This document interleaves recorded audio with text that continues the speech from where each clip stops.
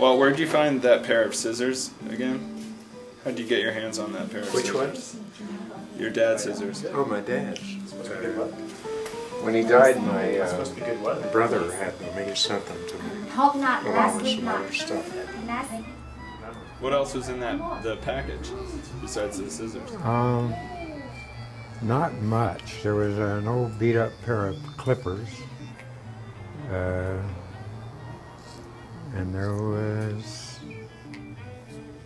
an old comb that had some teeth missing, and one of those little Bibles that they leave in your hotel, those little red ones. One of those. I still have it in the back.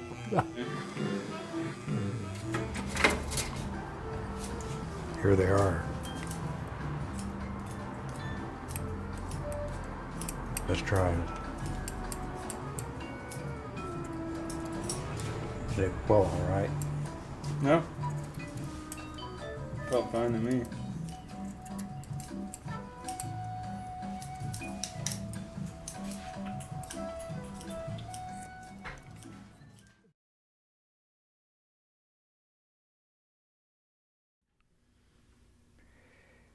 Mark Twain had great insight into what makes people tick. He once said, "All things change except barbers, the ways of barbers, and the surroundings of barbers. These never change." People tell their barbers almost anything. When Twain wanted to find people at their most human, he headed straight to the barber shop. These shears belonged to my father. He worked as a barber for 65 years. I have been a barber in Denver for 59 years. Most of the time has been spent on East Colfax in the Capitol Hill neighborhood. My barber chair is exactly 6 1/2 feet from the sidewalk. All that separates me from the weather outside and the people who walk by is a sheet of glass. I am, in a way, a street person too.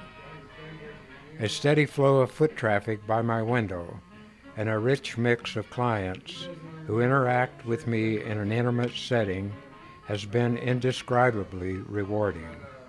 Bankers, paupers, panhandlers, priests, cops, felons, and a politician sit side by side and converse freely in a friendly, class-neutral zone that is found only in barbershops. For more than a half a century, I have been completely immersed in the daily life of this community. When I was a teenager, I wanted to be an artist.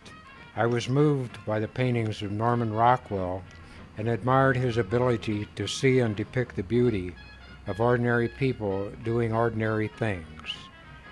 What he painted is pretty much what I see through my window. At some point, I started sketching portraits of street people who passed by. I framed them and put them on the wall. In a sense, I had brought these people out of the cold and integrated them into the community. There is a tendency for people who push for gentrification in poorer neighborhoods to pressure the city to rid their streets of so-called undesirables. Years ago, I fought against this, in part by hanging these portraits in my shop. I've always believed that we protect our own rights by first assuring the rights of the most unpopular people among us. There is a downside to forming close relationships with hundreds, maybe thousands of people. No one notifies a barber that his client has died. He just never comes in again. My father's barber shears are too dull to cut hair, so today I use them to cut obituaries out of the newspaper. I look through my front window like a TV screen. The young people, sooner or later, turn into old people. The old people eventually stop walking by. But I'm still here watching them and cutting hair.